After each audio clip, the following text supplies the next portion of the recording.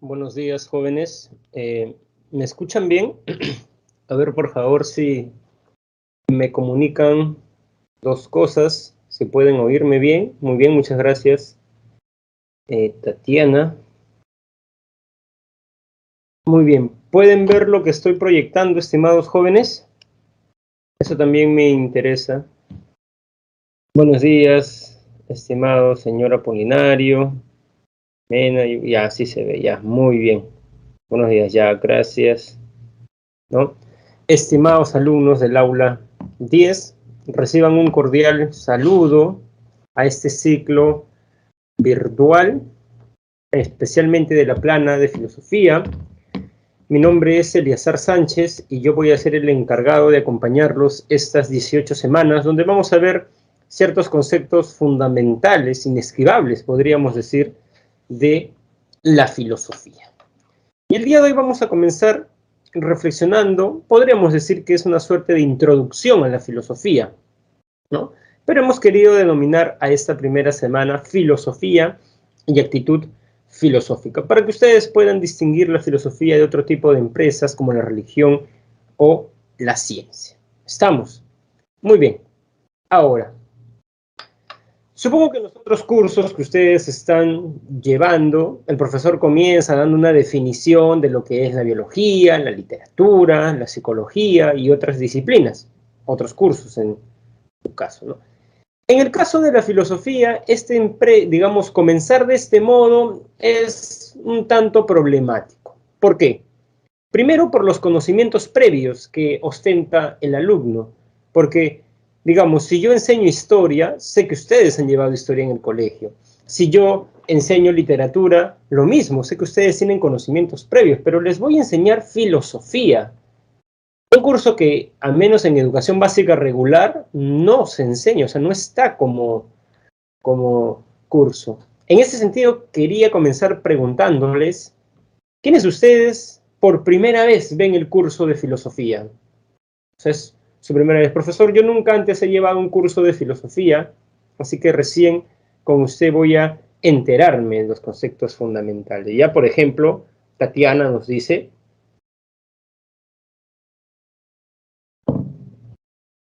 que es la primera vez. Muy bien. Nadie más dice lo que yo puedo inferir, entonces, que todos los otros, o sea, todas las otras personas que están en este Microsoft Teams, las 24 personas, aparte de su compañera Tania, se han llevado el curso de filosofía, ya bueno, ahora 23. Eso es importante, jóvenes, porque no es lo mismo enseñar filosofía a quienes ya tienen cierta cultura filosófica que a quienes recién se están adentrando a las orillas de la filosofía, podríamos decir, ¿no? Muy bien, es importante que yo sepa eso. Entonces les decía que no es para nada sencillo definir qué es la filosofía. ¿Por qué, profesor? ¿Por qué no es sencillo? Porque cada filósofo interpreta la filosofía desde una perspectiva personal, particular, y por eso tiene una manera bastante personal de definir la filosofía. Y esto está reiterativamente en los manuales que se señala. Hay tantas definiciones de filosofía como filósofos hay. O sea, cada filósofo define la filosofía de una manera bastante particular. Y para ver eso, podemos, ¿no?, remitirnos al gran Aristóteles. Ya, eso es acá, muy bien, al gran Aristóteles, ¿no? Por ejemplo, para Aristóteles, como pueden ver en esta definición, y es otra cosa que quiero remarcar desde la primera clase, jóvenes, yo los estoy preparando a ustedes para que se enfrenten a un examen de admisión. Y para ser más particular, más específico, al examen de admisión de San Marcos. Y si ustedes han visto los exámenes de admisión de San Marcos, pueden caer en la cuenta que San Marcos o a San Marcos no le interesa tanto la memoria. ¿Qué quiere decir eso? Que, por ejemplo, frente a preguntas que venían hace 10 años, cuando yo postulaba y me preguntaban, ¿quién dice la frase, solo sé que nada sé? A ver, ¿quién la dice? ¿Lo recuerdan? Solo sé que nada sé. Incluso en un rap he escuchado esa canción también, ¿no? O esa frase, perdón, en una canción. he escuchado esa frase, solo sé que nada sé, ¿no? Por ejemplo, a mí me venían ese tipo de preguntas, una frase, muy bien, estimado Dylan, ¿no? Sócrates, así es, ¿no? A mí me venían ese tipo de preguntas, frases filosóficas y que yo recuerdo el filósofo. Pero, digamos, ahora San Marcos te va a preguntar, no quién dice determinada frase, sino algo, creo yo, un poco más sofisticado. La pregunta sería, ¿qué quiere decir Sócrates cuando dice, solo sé que nada sé? Ya, eso no supone solo memoria, supone que ustedes hayan comprendido, estimados jóvenes, ¿no? Que hayan comprendido lo que dicen determinados filósofos. Así que no vayan a olvidar eso, ¿ya? Muy bien. Platón es el discípulo, ¿no?, de Sócrates y tiene otras frases como vamos a ver en este curso. Entonces, ¿qué les quiero decir? Que yo no les voy a venir a repetir lo que está en su cuadernillo, ¿no? Les voy a venir a explicar. Por ejemplo, acá tenemos una definición de Aristóteles que dice que la filosofía es la ciencia teórica. Aristóteles hace una clasificación de 3 tipos de saberes. Tenemos los saberes productivos en los cuales tú, digamos, o sea, Aristóteles dice que uno hace algo o sabe algo con el fin de producir algo, por eso se llaman productivos, poiesis, crear. Entonces llevo un curso de carpintería y el fin es hacer mesas, hacer sillas de madera, hacer libreros de madera, ¿no? Llevo un curso de, digamos, escultura y hago una escultura, producir. Los saberes prácticos son saberes donde uno reflexiona, pero para guiar la acción. Por ejemplo, la economía, saber administrar bien los recursos de una casa. Pero hay otro tipo de saberes, que son los más elevados, porque Aristóteles pone una clasificación productivos, prácticos, que son los saberes teóricos o ciencias teóricas, en las cuales no se persigue ninguna utilidad. Es decir, tú buscas el saber por el saber mismo. No estudio filosofía para hacer algo o por una utilidad, sino por el amor a ella. O sea, saber por el saber mismo, no por lo que me pueda dar la filosofía, sino por lo que es la, la filosofía. Ya, jóvenes, no vayan a olvidar eso. Ahora, Aristóteles dice que estudia los primeros principios y las primeras causas. A ver, veamos eso, ¿no? A ver, acá se borra. Ya, perfecto. A ver, jóvenes.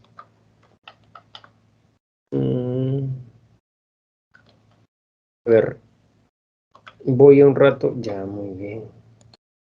Por alguna razón no podía, digamos, girar el PPT.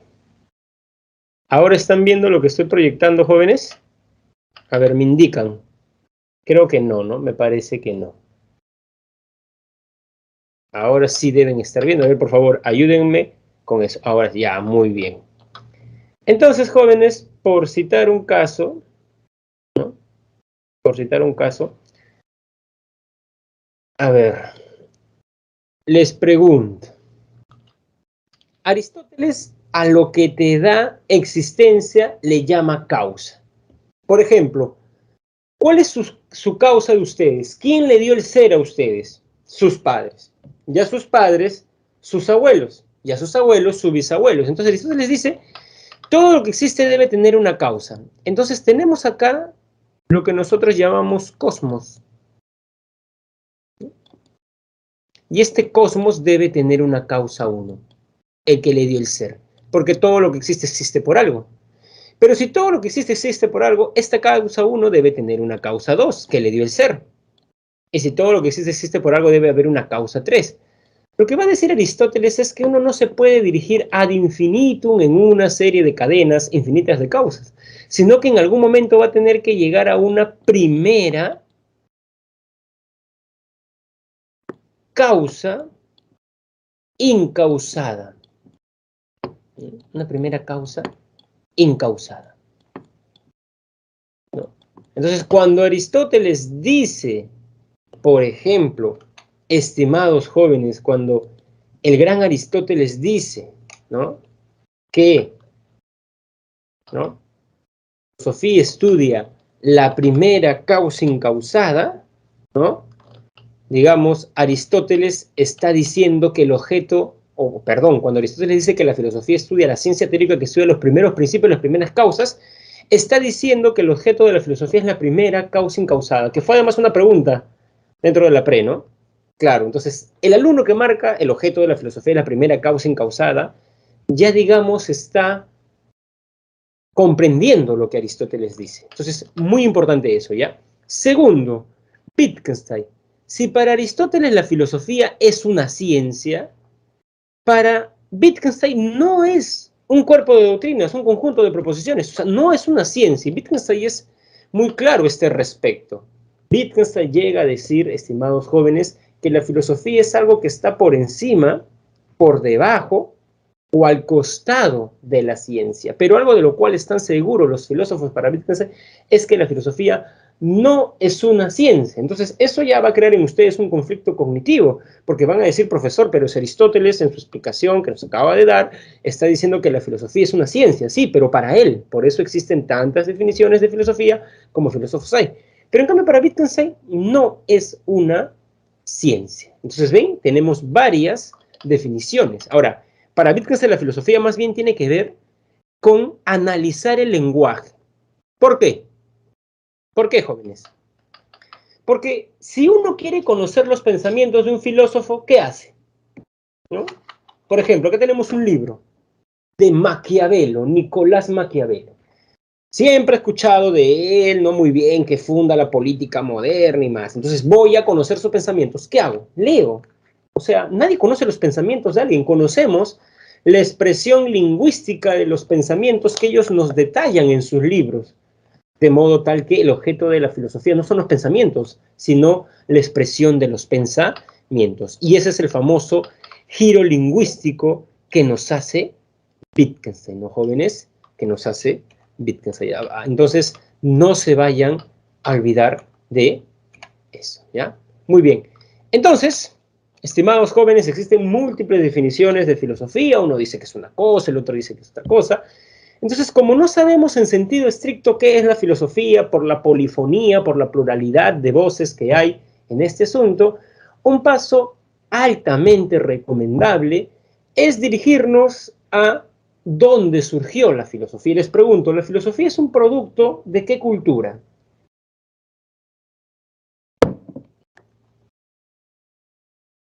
Griega, Mesopotamia, egipcia, inca, maya, azteca, griega. Muy bien. Es más, la misma palabra filosofía es una palabra griega, ¿no? No vayan a olvidar eso, que está compuesta de dos raíces, filos, amor, y sofía, sabiduría. En este sentido, desde una perspectiva histórica, podemos decir que filosofía significa amor a la sabiduría. Cuenta Herodoto, cuenta Cicerón, cuenta Diógenes el Laercio, historiadores, que un rey feacio, Licanto, otros dicen que se llamaba Polícrates, ¿no? Digamos, veía que Pitágoras era muy seguido, que ostentaba saber, y se le acercó y le dice, digamos, dime cuál es tu saber, cuál es tu profesión, qué saber ostentas. Y Pitágoras lo miró sorprendido y le dijo, yo no ostento ningún saber. O sea, yo me declaro un buscador de la sabiduría, que es distinto, ¿no? Entonces, desde ese entonces, por esta respuesta magistral, dicen muchos, que dio Pitágoras, se hace una diferencia fundamental entre sabio y filósofo. El sabio es aquel que tiene la sabiduría, ¿no? Si este libro es la sabiduría, el, digamos, sabio cree tener la sabiduría. Soy sabio, escuchen. En cambio, el filósofo en este punto es mucho más humilde. Este filósofo dice, o los filósofos dicen, yo no soy sabio, sabios son los dioses. Por eso va a agregar luego a Platón, los dioses no filosofan, porque los dioses ya son sabios, tienen la verdad. El hombre no tiene la verdad, por eso el hombre busca la sabiduría, busca la verdad. ¿Estamos? Entonces, estimados jóvenes, ¿no? El filósofo, al decirte yo busco la sabiduría, está reconociendo sutilmente que no posee la sabiduría. Por eso justamente busca la sabiduría. Entonces les pregunto, ¿es lo mismo un filósofo que un sabio? Si quieren, hablen por micro, respondan por el chat, lo que les sea más cómodo, ¿no? ¿Es lo mismo un filósofo que un sabio? Marque verdadero o falso. En el primer examen les viene esa pregunta. Falso, ¿no? Así es. Eso es falso. Muy bien, jóvenes, no vayan a olvidar eso, ¿ya?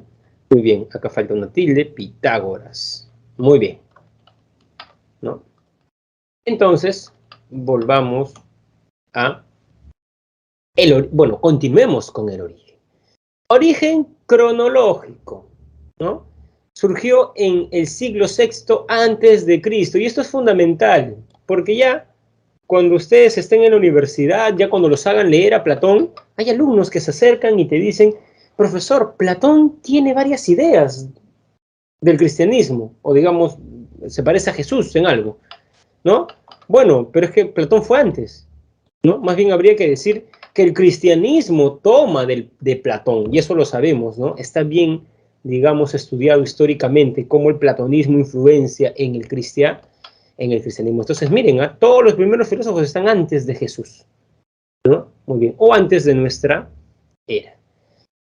La filosofía surgió en las ciudades griegas de la región Jonia. Pregunten, ¿cuál de todas estas polis surgió la filosofía?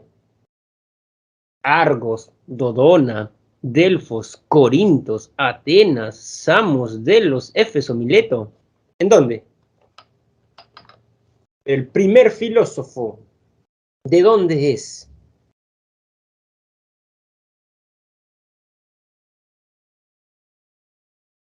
No, por ejemplo, esa es una idea usualmente de Atenas. No, el primer filósofo es Tales. ¿Tales de Atenas o Tales de Mileto? Entonces, miren, la filosofía surgió, muy importante esto, en Mileto, en lo que actualmente es Turquía, en una colonia.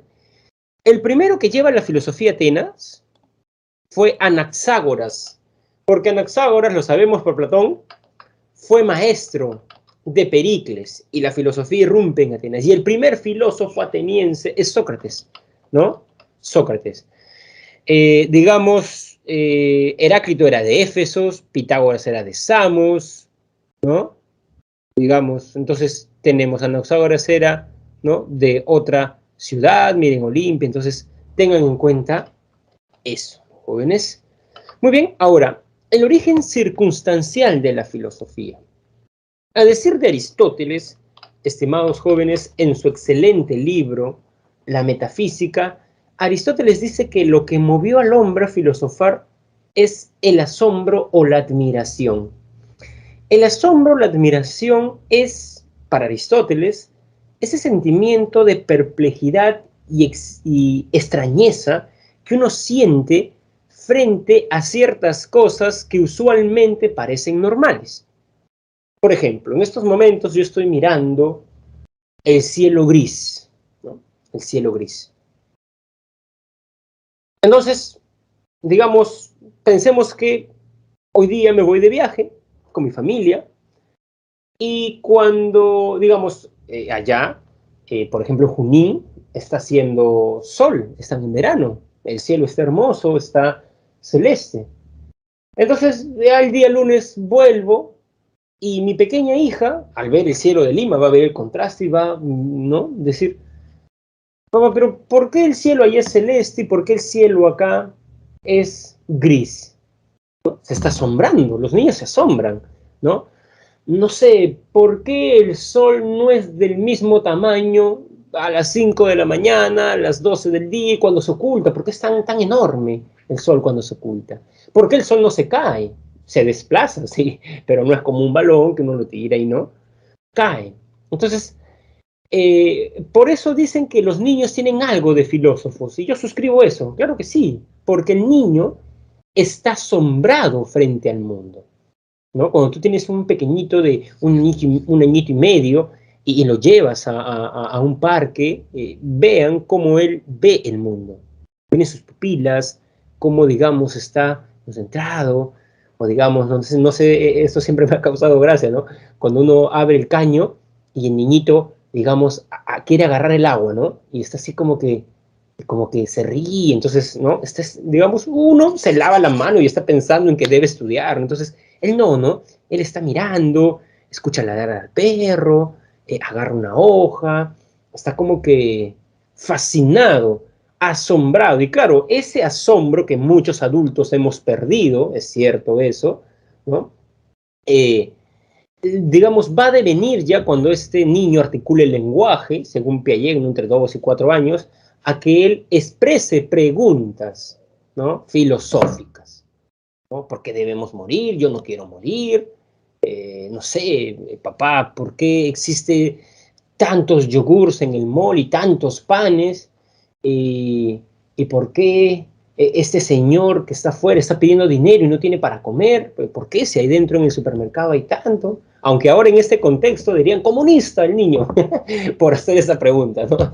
Bueno, ahora parece que comunista es un insulto, ¿no? Cuando más bien hay bastante nobleza, ¿no? En el comunismo de Marx, al menos, ¿no? En el de Marx, ¿no? Hay bastante una idea de justicia muy fuerte, ¿no? Pero ahora en el Perú de los últimos años comunistas es un insulto, ¿no? Es un insulto, ¿no? Muy bien, pero bueno, continuemos. Entonces, la filosofía surge de eso, jóvenes, del asombro frente al mundo. Así que, por favor, no pierdan el asombro, ¿no? No pierdan el asombro frente al mundo. ¿Correcto? Muy bien.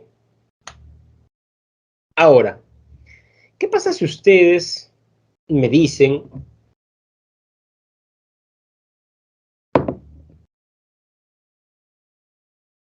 lo siguiente, ¿no?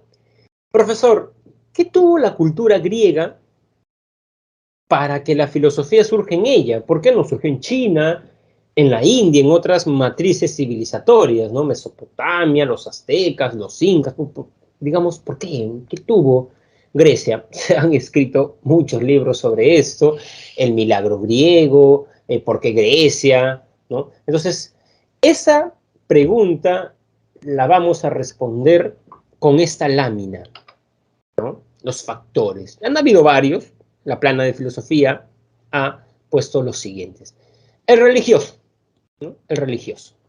A ver, jóvenes, en Grecia no había una suerte de Biblia, no había un libro sagrado. Lo que ustedes conocen de los mitos griegos lo escribieron poetas, Homero, Hesiodo, ¿no? Entonces, como no había un libro sagrado, no había una suerte de casta sacerdotal que defendía, por ejemplo, una suerte de libre interpretación, ¿no? Entonces, esto es algo a tener en cuenta, puesto que los primeros filósofos griegos tuvieron la libertad, estamos, ¿no? Tuvieron la libertad de cuestionar los mitos griegos. Entonces, por ejemplo, si ustedes leen la Ilíada, en la Ilíada, Zeus es un esposo, tiene su esposa, Hera, pero le es infiel. Y además que la engaña de maneras, ¿no? Encerraron a Danae, ¿no? Cayó como una lluvia de oro, ¿no? A Europa le gustaban los animales, se convirtió en un toro blanco y hay una famosa pintura, ¿no? Y Europa subió y la raptó, ¿no?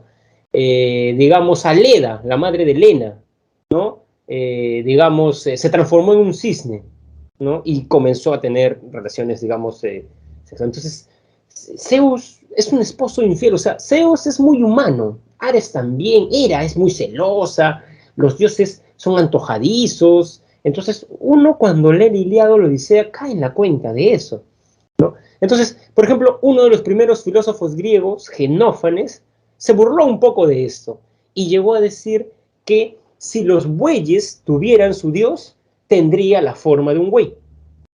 O sea, dando a entender que los hombres proyectaban sus características a los dioses, ¿no? Entonces, hay eso, Tales criticó a Homero, Pitágoras también, Pitágoras dice, ¿no? Dice él que, digamos, bajó a los infiernos y vio a Homero colgado de un árbol, ¿no? Y digamos, lo estaban castigando por haber hablado mal de los dioses, ¿no? Entonces, se permitió esa libertad. Esto es importante porque, digamos, por citar un caso, Jesús criticó la religiosidad judía y lo crucificaron, porque ahí se había un libro, el Pentateuco. Cuando hay un libro y una casa sacerdotal, tú no puedes decir algo. En cambio, en Grecia había, digamos, más tolerancia, más libertad religiosa, y estimados jóvenes, no vayan a olvidar eso. Muy bien.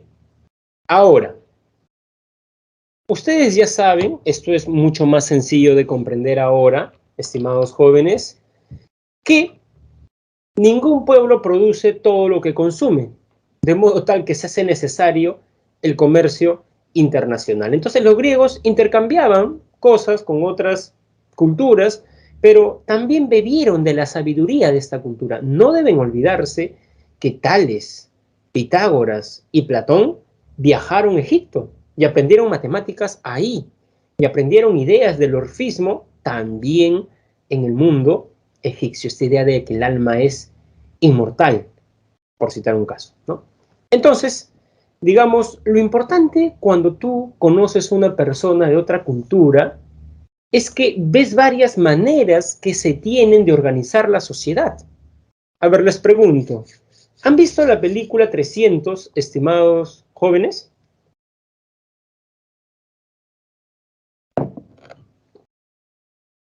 Esta película del famoso rey griego Leónidas. Ya, muy bien, una película, digamos, ciertamente conocida.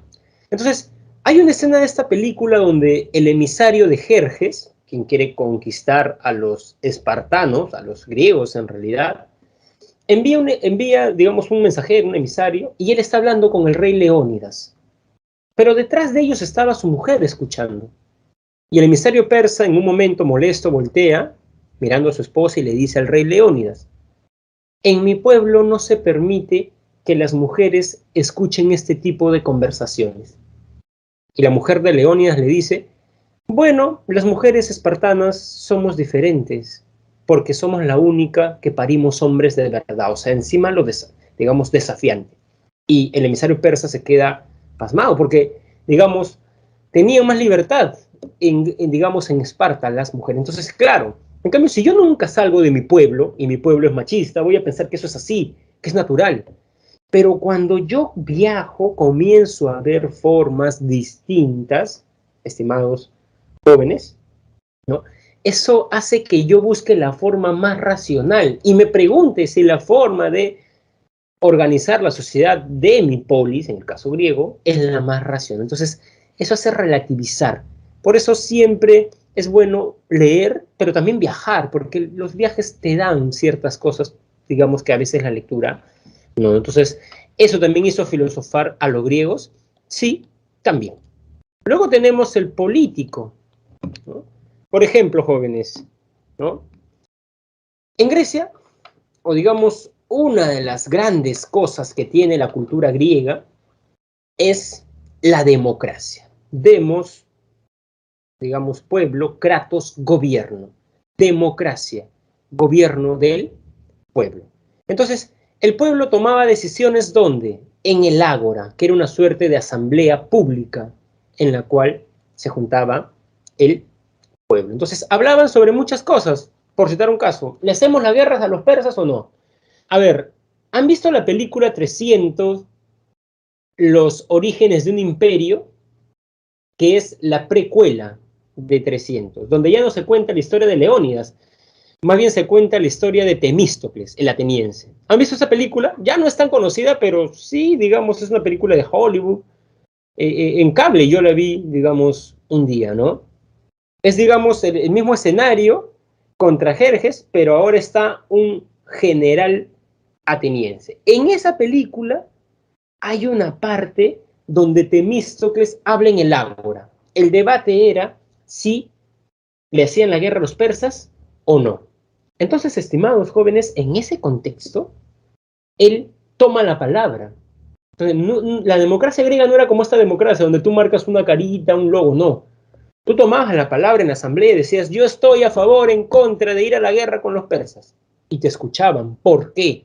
Entonces, los griegos, los atenienses, y los griegos por extensión, se preocupaban por no solamente tener posturas, sino dar argumentos racionales para defender sus posturas. Entonces, eso hizo que el griego, que amaba la palabra, comience a amar la racionalidad, la argumentación. Por ello, en este contexto, no es para nada, digamos, algo, asombroso que haya surgido o se hayan puesto de moda unos maestros que te cobraban por enseñarte a hablar en público. ¿Recuerdan cómo se llamaban esos maestros que te enseñaban a hablar en público? Enseñaban el arte de la oratoria. Después, un siglo después del surgimiento de la filosofía, estos maestros se ponen de moda. Muy bien, Daniel. Así es, muy bien, Carlos. Los sofistas, así es, los sofistas. Entonces, ¿se dan cuenta? Los griegos amaban la palabra, así que no vayan a olvidar eso, ¿no? Y bueno, finalmente está el factor socioeconómico, ¿no? El factor socioeconómico. Entonces, a ver, eso lo vamos a poner con celeste, ¿no? Los griegos hacían una diferencia entre trabajo manual y trabajo intelectual. Para el trabajo manual tenían a los esclavos y para el trabajo intelectual tenían o estaban los amos. Miren, Aristóteles tenía aproximadamente 15 esclavos. Tenía uno para que lave su ropa, uno para que arregle su casa, otro para que lleve su al colegio. Imagínense, para que hagan todo. Entonces, Aristóteles como un amo, era un amo, tenía, ¿no?, todo el día tiempo libre, ocio, para pensar por qué la luna no es la misma y más. Entonces, el ocio es una condición sine qua non, se dice, sin la cual quien no tiene ocio no puede filosofar. Es más, para que entiendan esto, haciendo una analogía con su situación actual. Ustedes necesitan tiempo libre para estudiar. Un chico venezolano de 18 años, su edad, que viene al Perú, pero no sabe dónde va a vivir la siguiente semana, no sabe qué se va a poner, no sabe qué va a comer, no está pensando en postular a San Marcos. Está pensando en trabajar. O sea, como dicen los latinos, Primium vivere, ergo philosophari. Primero vivir, ¿no? Comer, tener una casa, tener ropa. Luego filosofar. Entonces, como los amos griegos tenían todas las condiciones materiales aseguradas, tuvieron tiempo libre. Tiempo libre. Entonces, eso es algo que tampoco debemos perder de vista, ¿ya, estimados jóvenes? Muy bien, muy bien. A ver, vamos a borrar todo.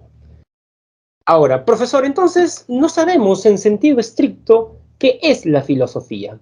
Sí, es cierto, pero eso no nos debería llevar para nada al otro extremo y creer que la filosofía es cualquier cosa. No, la filosofía tiene ciertas características, la actitud filosófica, que es, digamos, una actitud, una forma de reaccionar frente a la realidad. ¿Estamos? ¿Qué quiere decir eso, profesor? Veamos. A ver, jóvenes. Pensemos que un bus se cae en Pasamayo, ¿no? Mueren 5 personas. Muy bien. El bus estaba vacío. Muy bien, ¿no? Entonces, de pronto va un detective y dice, a ver, ¿habrá sido un desperfecto técnico? ¿Habrá sido el chofer que se quedó dormido? Entonces, él va a investigar. Entonces, si él cree que es el chofer, ¿no?, se va a basar en prueba empírica. Va a decir, no, pero este carro está ok. Entonces, el científico usualmente busca cosas empíricas, verificables, ¿no? Pensemos que una señora que está viendo el bus que se ha desbarrancado dice, Dios ha castigado a ese chofer porque yo sabía que era una mala persona. Esa es una actitud religiosa. Porque ¿cómo yo puedo verificar empíricamente que eso es así? Que Dios está castigando a tal persona y no a tal otra. Difícil, ¿no?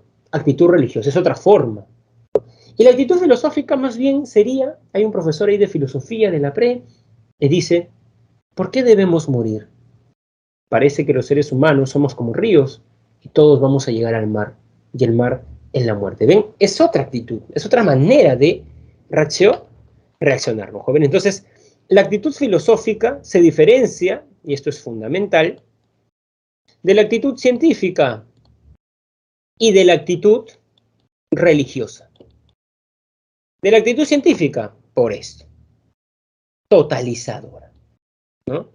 ¿Qué quiere decir que sea totalizadora, estimados jóvenes? Veamos, miren, las ciencias, jóvenes, son regionales, son saberes regionales.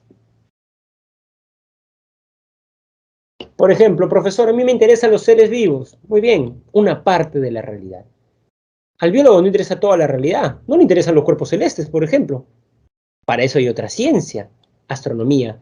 No, profesor, a mí me interesa la precisión de los números, matemática. Profesor, yo quiero conocer las leyes de la sociedad, sociología. ¿Se dan cuenta? Si la realidad es un pastel, estimados jóvenes, no se ve. A ver. A ver, ¿qué no se ve, jóvenes? Ya, muy bien, a ver. Qué raro, qué raro, qué raro. Pero las rarezas ocurren en el mundo virtual, ¿no? A ver. Gracias por siempre, jóvenes, atentos, porque yo sí lo veo, ¿no? Entonces entenderán que yo creo que ustedes lo ven y no siempre es así. Así que muchas gracias. Eso quiere decir que están atentos, jóvenes. Muy bien. Ya. Ahora sí ven lo que estoy escribiendo. A ver, ¿qué voy a escribir si no estoy con lápiz? Ahí está. Hola. ¿Me ven? ¿Existo? ¿No? Qué raro. ¿Ahora sí ven el PPT?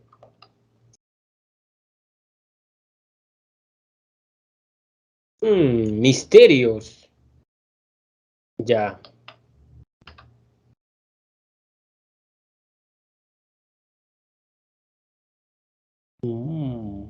Presentación, ya. Ahora, jóvenes.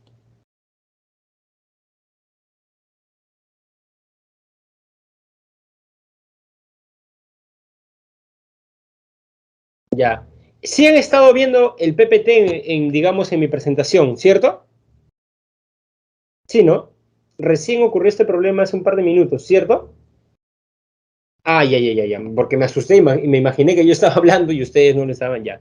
Muy bien, jóvenes, muchas gracias, ya. Les decía que la filosofía es totalizadora. Y en ese sentido, jóvenes, hay una diferencia entre filosofía y ciencia. ¿Sí ven, no, jóvenes, lo que estoy marcando ahora? Se ve el PPT, más no lo que escribe. Ya. Interesante ese dato que me han dado. Ya. Bueno, jóvenes, entonces, ahora vamos a decirlo entonces de manera, ¿no? Voy a ver, digamos, con un tutorial de YouTube, ahora todo está en YouTube, ¿no? ¿Cómo puedo solucionar este problema? Pero jóvenes, vamos, a ver, ustedes jóvenes, por citar un caso, profesor, a mí me interesan los seres vivos, van a estudiar biología, o sea, si la realidad es un pastel, al biólogo no le interesa todo el pastel. El biólogo corta una tajada y dice, a mí me interesan los seres vivos. Al astrónomo le interesan los cuerpos celestes. Al sociólogo la sociedad. En cambio, al filósofo le interesa toda la realidad. Es totalizadora. ¿Estamos? ¿No? La filosofía, no lo vayan a olvidar, jóvenes, es totalizadora, ¿no? En el sentido que al filósofo no le interesa, por ejemplo, preguntas como ¿qué es el ser vivo? Sino ¿qué es el ser? Y cuando Aristóteles se pregunta ¿qué es el ser? No está circunscribiendo la pregunta ¿qué es el ser vivo? O ¿qué es el cuerpo celeste? Se le interesa toda la realidad. Y eso es importante porque esa, jóvenes, es una de las diferencias, o sea, esta primera característica, ¿no? Que quiere decir que la filosofía es totalizadora, ¿no? Aunque bueno, yo estoy acá poniendo un check y veo que ya ustedes no están viendo ese check, ¿no? Entonces, diferencia a la filosofía de las ciencias. Las ciencias son regionales, la filosofía es totalizadora. Por eso Hegel decía que, por ejemplo, el científico está parado frente a un bosque, ve un árbol del bosque. El científico se concentra en un árbol. Voy a estudiar muy bien este árbol, no el bosque. En cambio, el filósofo jóvenes, porque es totalizadora, ¿le interesará el árbol o el bosque?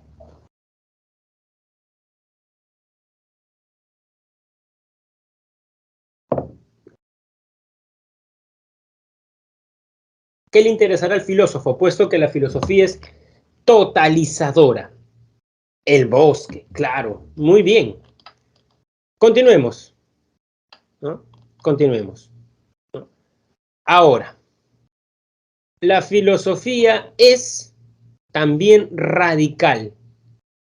¿Qué quiere decir que la filosofía sea, estimados jóvenes, radical? Esta primera característica, ¿no? Quiere decir que estudia los fundamentos de la realidad. Se dirige, estimados jóvenes, a la raíz, ¿no? A la raíz. Así como cuando ustedes caminan y ven un árbol, ven el tronco, ven las ramas, las hojas, hay algo fundamental de ese, digamos, árbol, que es la raíz. Los filósofos tratan de ver en ese sentido lo que está más allá, podríamos decir, ¿no? Entonces, podemos poner otro ejemplo. Profesor, a mí me conmueve la pobreza. Por ejemplo, el presidente Ollantumala hizo estas famosas acciones de redistribución económica como Cuna Más, Pensión 65, Beca 18. Pero un filósofo como Marx, radical, diría, pero a ver, ¿cuál es el origen de la pobreza? La desigualdad. La propiedad privada, porque la propiedad privada, que lo tienen los burgueses, hace que el proletario no tenga. El proletario es el que no tiene propiedad privada, o los medios sociales de producción. Entonces, como no los tiene, vende lo único que tiene, su fuerza de trabajo. Y a cambio, el burgués le da, estimados jóvenes, ¿no? Le da un salario. Pero hay algo que no le reconoce. O sea, si yo trabajo en un internet y en la noche le doy 300 soles a la persona que me ha contratado, esa persona no me va a pagar 300, me va a pagar 40. ¿No? Profesor, pero no será justo que le dé los 300 porque ella ha alquilado el local o él ha comprado las máquinas. Sí, pero independientemente de todo eso, hay algo de tu trabajo que él o ella se quede el jefe, ¿no? Entonces, Marx diría que el problema con el capitalismo es que las clases sociales se van distanciando, o sea, ricos más ricos, pobres más pobres. Entonces, si quieres acabar con la pobreza, acaba con la propiedad privada. Profesor, pero eso es muy radical. Es que los filósofos son radicales, van al fundamento de los problemas. Lo otro para Marx y para los marxistas es maquillar el sistema capitalista, ¿no? Maquillarlo nada más, pero no es, digamos, atacar los problemas de raíz. ¿Estamos? Racional. Frente a las preguntas totalizadoras y radicales, los filósofos, estimados jóvenes, tienen argumentos racionales. Porque vamos, yo me puedo hacer una pregunta filosófica, pero la respuesta puede ser amparada en la religión. Por ejemplo, ¿por qué debemos morir? Y yo recuerdo que le pregunté eso a mis padres, y mis padres, ¿no?, cristianos, me dijeron, por el pecado original, hijo, por la desobediencia de Adán y Eva. Esa es una respuesta filosófica, jóvenes. A ver, ¿qué creen? Yo pregunto, ¿no? Un niño pregunta a sus padres, ¿por qué debemos morir? Y sus padres responden, por el pecado original. La respuesta es filosófica, la pregunta es filosófica. La respuesta es filosófica. Así es, no es filosófica. Muy bien, muy bien. Adriana, muy bien Daniel, muy bien José, muy bien Nicole. Así es, no es filosófica. Porque no la puedo fundamentar en argumentos lógicamente constituidos. En cambio, la respuesta filosófica sí, hay argumentos. Yo creo en esto por tal cosa. Cuando Tales dijo que el agua era el G y se convirtió en el primer filósofo, dio argumentos, ¿no? Dio argumentos. Y eso es fundamental, jóvenes, ¿no? Dio argumentos para demostrar su postura. ¿Estamos? Muy bien. Entonces, ¿no? Incluso, si tú quieres con la razón, digamos, ir a ciertos elementos de la religión, eso no es de todo sensato. Por ejemplo, los dogmas marianos, los dogmas que tienen que ver con la Virgen María. Se dice que María siguió siendo virgen después de haber dado a luz a Jesús.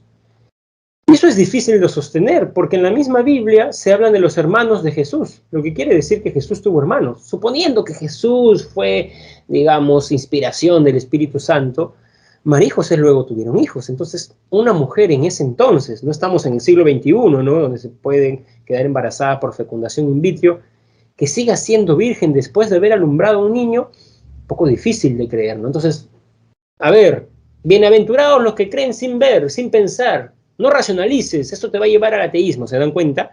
Entonces, así como totalizadora diferenciaba la filosofía de la ciencia, esto diferencia la filosofía de la religión. Ahora, si están viendo mi cursor, ¿no, jóvenes? O sea, esta flechita que estoy moviendo de aquí para allá. ¿Sí, no? ¿O tampoco eso? ¿Ven mi cursor? Ah, ya, acá está, mira, acá está, para allá, para acá, ya. Entonces, racional, porque, claro, ya. Muy bien. A ver, hacemos una pruebita, si ven, ya mejor no, ¿no? Ya. Luego, porque la filosofía es racional, también se dice que es crítica, ¿no? La palabra crítica viene del griego krinei, separar, ¿no? El filósofo es crítico en tanto no acepta dogmáticamente. La persona dogmática es la persona que cree y no quiere dudar. ¿Estamos? Ojo con eso, ¿eh? Cree y no quiere dudar. Oye, pero vamos, ¿cómo una mujer va a ser virgen si esto? Silencio, Eleazar, eres un satanás. ¿No? Se tapa los oídos. No me hables y se va, ¿no? Entonces, dogmática, no quiere dudar, ¿no? Oye, mira los índices, digamos, de Bolivia, compáralo con los de Perú, o mira los índices del Perú, este sistema que tú dices que está bien, ¿no? Bien democráticos somos, ¿no? La presidenta del Congreso hace 2 días ha aprobado su actitud democrática, ¿no? La democracia cree en la igualdad, todos los ciudadanos somos iguales, ¿no? Entonces esa gente racista, clasista, no sé de qué democracia habla, ¿no? Si la democracia trató de ir en contra de las sociedades de antiguo régimen, ¿no?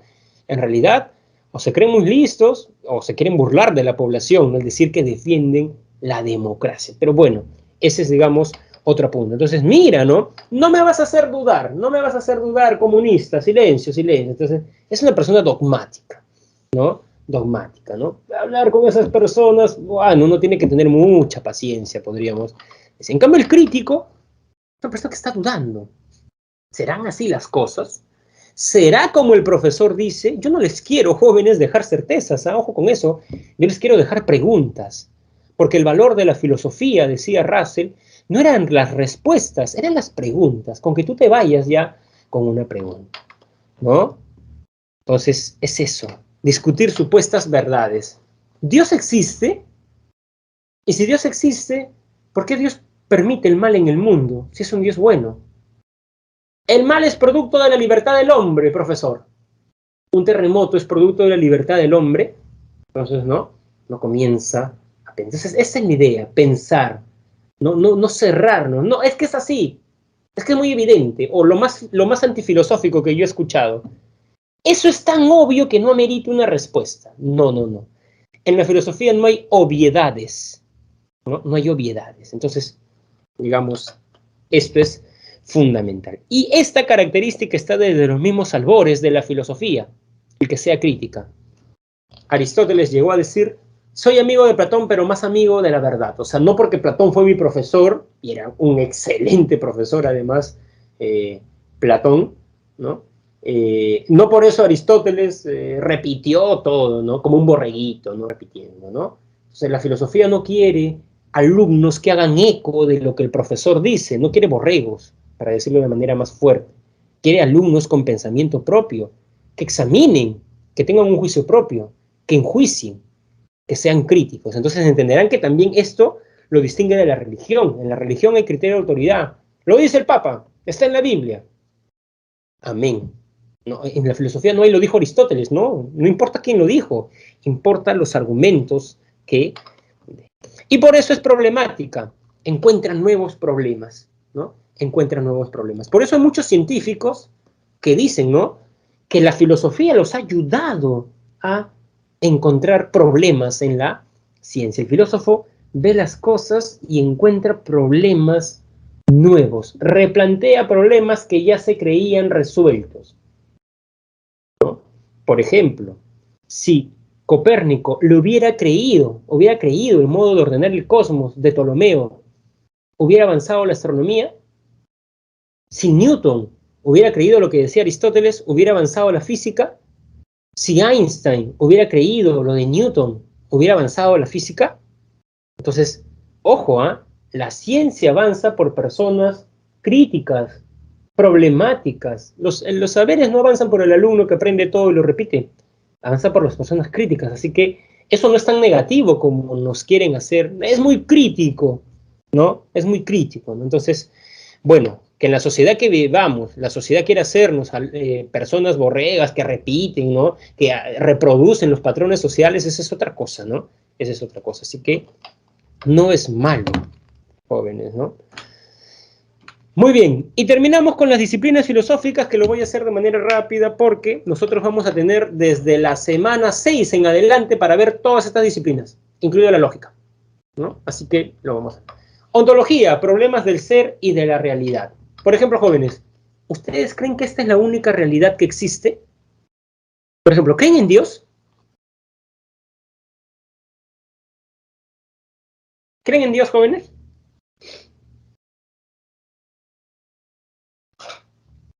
¿Por qué temen? ¿Por qué no me responden? ¿Creen en Dios o no? Ya, sí, muy bien. Entonces, ¿ustedes creen que hay otro tipo de realidades? Porque yo no puedo ver a Dios, estoy viendo mi libro, pero de esa manera no puedo ver a Dios. Entonces, ¿creen que hay otro tipo de realidades a la material? ¿Ven? Esa es una postura ontológica. Correcto. Antropología, ¿qué es el hombre? Hay un experimento, ¿no? Si tienes que salvar a un niño o a un perro, la mayoría de personas salva al niño. ¿Por qué? Porque es uno de mi especie, es un ser humano, tiene más dignidad. ¿Pero por qué tiene más dignidad? Pregunta filosófica. ¿Por qué los chicos que van a estudiar medicina a veces experimentan con animales, ¿no?, según el código de Nuremberg, post Segunda Guerra Mundial? Creemos que el hombre es superior a un animal, pero la pregunta es ¿por qué? Pregunta filosófica que se van a hacer los médicos. Nociología. ¿Se puede conocer la realidad? Veo este celular de color negro. ¿El celular es negro en la realidad? ¿Qué dicen? Por ejemplo, es una pregunta filosófica. Por ejemplo, sabemos que los colores no existen en la realidad, son una interacción de la luz y nuestra vista. ¿Qué es la verdad? Pregunta nociológica. Toda la pregunta que tenga, todos los problemas que tengan que ver con el conocimiento son preguntas nociológicas. Epistemología. Jóvenes, mi amigo estudió historia. ¿Es una ciencia la historia? ¿Qué creen? Esa es una pregunta, por ejemplo, epistemológica. ¿Es una ciencia? Porque en San Marcos dice Facultad de Ciencias Sociales. ¿Cuáles son los pasos del método científico? ¿Cuáles son las funciones de la ciencia? ¿No? Entonces, por ejemplo, esa es una pregunta epistemológica. Axiología. Jóvenes, ¿qué valoran más? ¿Estudiar la carrera que les apasiona o estudiar una carrera que les dé dinero? ¿Qué valoran más? ¿Qué juzgan que es más valioso? ¿Su vocación o el ostentar riquezas? Pregunta axiológica, ¿no?